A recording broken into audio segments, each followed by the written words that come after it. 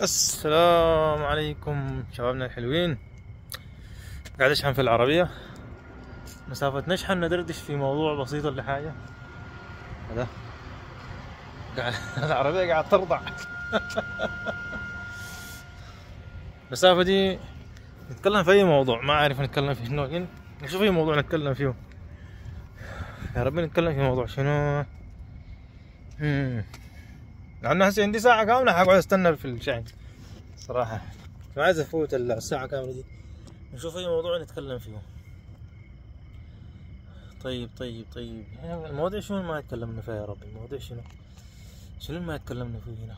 تكلمنا فيها مواضيع كثيرة يا بس، بالذات الكلب هاوس ده ما خلينا موضوع ما نظمنا فيه. طيب لقيت موضوع يمكن تكون انتم مهتمين بيه. لقيت موضوع كويس. طيب الموضوع اللهم صل على الحبيب، فتش الشغل. فتش الشغل ده هنا يمكن هاجس معذب ناس كثير صراحة شكله.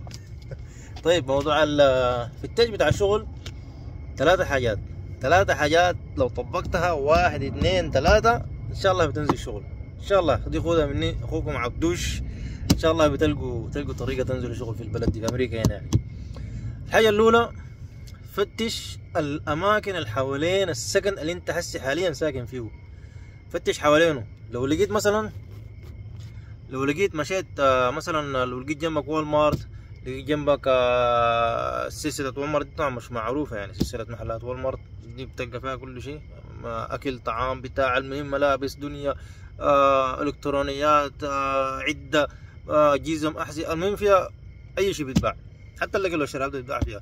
فجرب السلسلة بتاعت محلات وول مارت، يمكن تلقى فيها شغل. دي لو جنبك قريب من البيت يعني، حاول امشي شوفه وشوف الوظائف اللي عندهم المتاحة شنو. ده واحد. شوف تاني الاستورات العادية، ستوب اند شوب، هانفورد، بي جي اس. برضو بي جي اس ده بيجي برضو من المحلات الاستورات اللي بتنزل شغل طوالي لأنها بتحتاج كمية من العمال. ماركت بليس برضو. ماركت بليس ده على فكرة برضو محل، وسيسكو. ماركت بليس وسيسكو دول من الاستورات اللي بتنزل شغل وما محتاجة لغة يعني. اغلب الناس اللي شغالين فيها تقريبا بيتكلموا اسباني يعني، ما عندهم حتى انجليزي. اغلب العمال شغالين في المحلات زي دي يعني، فغالبا ما بيحتاجوا لغه كتير. اللهم بس بيجي بدوك تريننج اول يوم، ثاني يوم انت بعد ذاك بيوروك تعمل شنو، بعد ذاك انت بتكون ده شغلك يعني مدى الحياه يعني لحد ما انت تخلينه تمشي يعني. فما بيحتاجوا لغه، فدي حاجه من الحاجات برضه شنو الواحد ممكن تحاولوا تمشوا تفتشوها. فالمهم رقم واحد، فتش حوالينك، شوف السكن يعني، حاول لف بكر عينك زاد تعرف المدينه وتعرف البلد. لف بكر عينك كده، شوف الحالات، شوف المحلات اللي جنبك القريبه لك اللي ممكن تنزل فيها شغل وما تحتاج تركب لها مواصلات وتمشي يعني كده مثلا ببص ولا حاجه، بس مجرد انك تمشي من البيت بكر عينك تلقى شغل يعني يكون قريب لك. دي الحاجه الاولى. الحاجه الثانيه، في حاجه اسمها ورك ايجنسيز.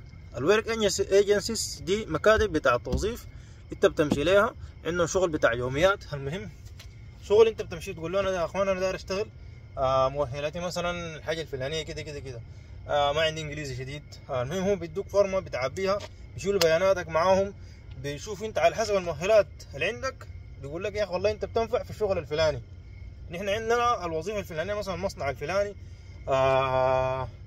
المحل الفلاني، الستور الفلاني، الوير هاوس الفلاني، ما اعرف المطار، المهم اللهم المطعم البتاع، المهم اي حاجه هم بيشوفوا على حسب مؤهلاتك انت وبحسب انجليزيك اللي انت بتوري لهم هناك في المكتب.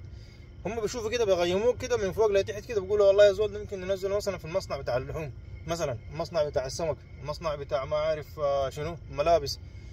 دي يعني الشركات هي اصلا بتمشي للمكاتب دي بتقول لهم يا اخوان هو يعني احنا عايزين كده نفر مثلا 40 نفر، شوف لنا 40 نفر حاليا احنا محتاجين في قسم الانتاج.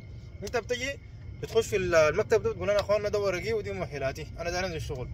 فالشركات كثيره بتتواصل مع المكاتب زي دي، انت بتمشي جاهز، بتمشي بس تديهم مؤهلاتك وهم بعد ذاك بينزلوك. بس المشكله فيهم بيشيلوا اللهم كم يا ربي 30% ولا 20%، بيشيل 20% تقريبا من التعريفه بتاعت الساعه بتاعتك اللي انت بتشتغلها.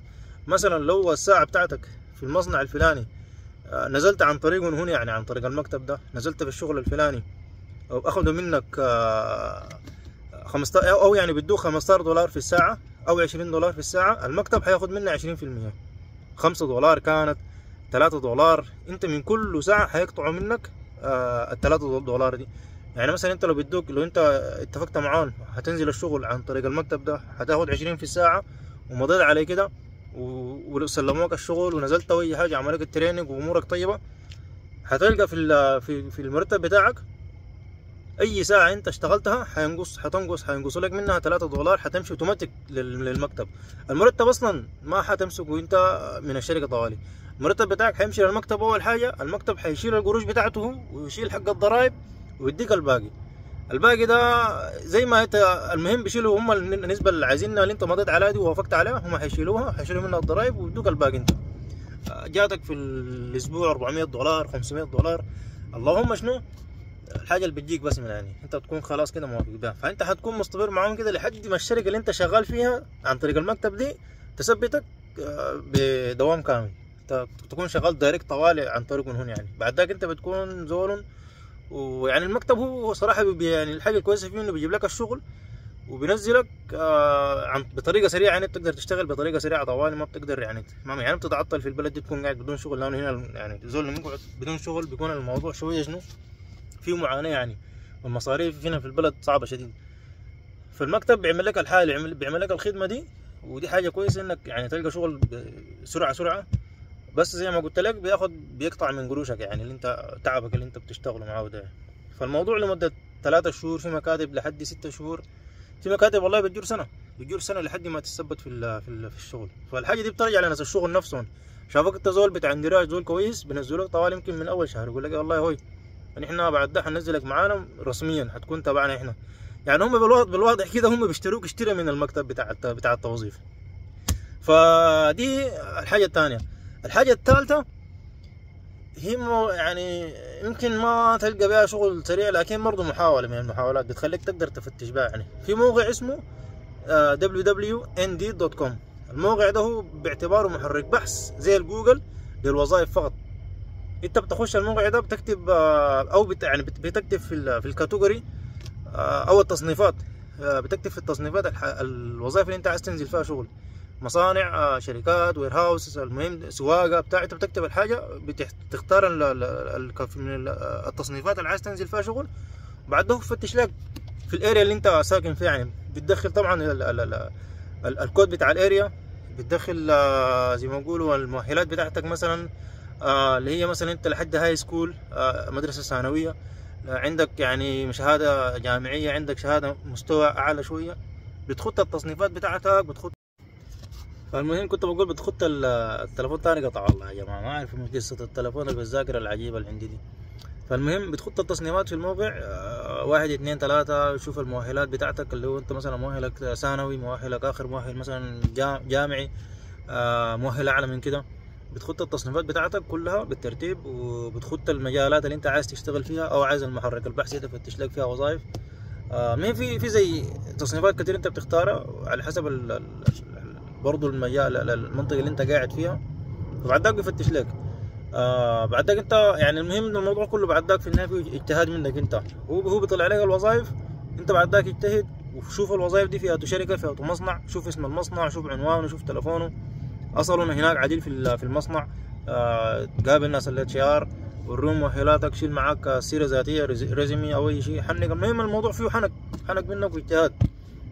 قابل ناس الاتش ار اللي هم شؤون الموظفين هناك في المصنع، وقول لهم يا اخواننا انا والله جاي لقيت الشغل اللي انتم عارضين الوظيفه الفلانيه، وانا ام انترستد اباوت داير انزل فيها وكده. المهم وشوف بعدكم الحاجه اللي طالبينها منك شنو. فانت اتحرك حاول شنو، فتش في الموقع بتاع انديد، فتش ب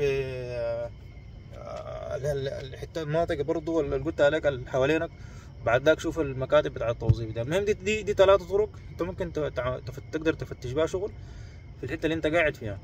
ان شاء الله غير توفيق للجميع.